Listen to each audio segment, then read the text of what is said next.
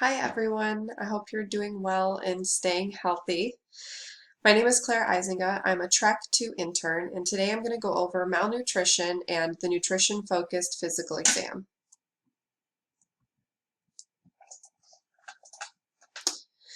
Malnutrition is currently an epidemic in U.S. hospitals. Malnutrition affects 1 in 3 patients that are admitted to hospitals.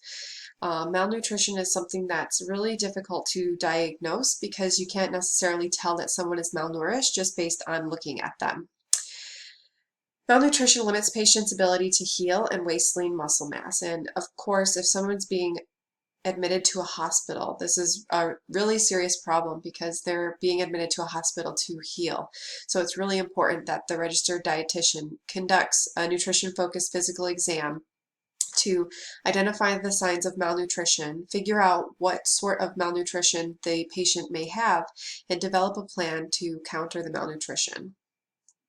So in Module 6, we were exposed to a variety of resources, and I'm just going to go over 3 of those that I think will be really beneficial to not only future practice, but also to studying for the exam.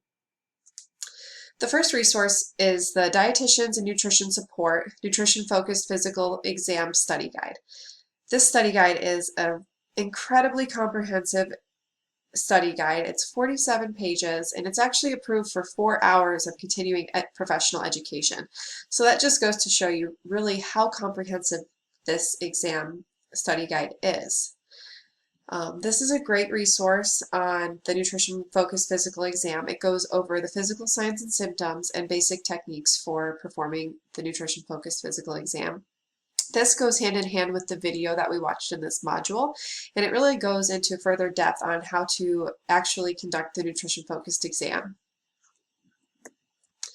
The next resource I wanted to talk about was ASPEN. It's from the American Society for Parenteral and Enteral Nutrition. And this is a website that has a lot of great resources, not only for those two, but also for malnutrition. There's a lot of opportunity to look through public policy as it relates to your particular region and the U.S. public policy regarding malnutrition. There are a lot of opportunities for continuing education on this website. I will note that some of the continuing education does cost money, but they do have a lot of opportunity for free continuing education. So if you are if you work in the clinical field of dietetics following our registered dietitian exam, then this would be a great resource for some continuing education credits.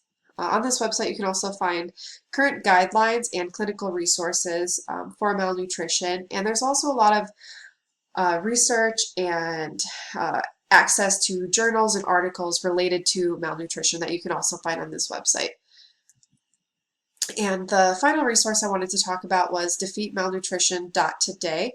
This website is an amazing resource for advocating for stopping malnutrition in our hospitals today. There's a lot of professional practice resources, and I found that the advocacy resources were really interesting. You can actually go, and they didn't have all of the states, but they did have Florida, which is the state that I live in. And you can actually go and look at the public policy and the resources that were that have been passed, not the resources, the bills and legislation that's been passed to support malnutrition, including figuring out getting the Malnutrition Awareness Week passed. So that was really interesting to look at.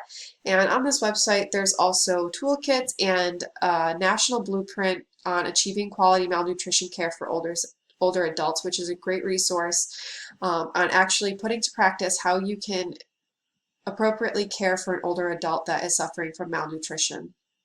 So these are the resources that I wanted to go over today.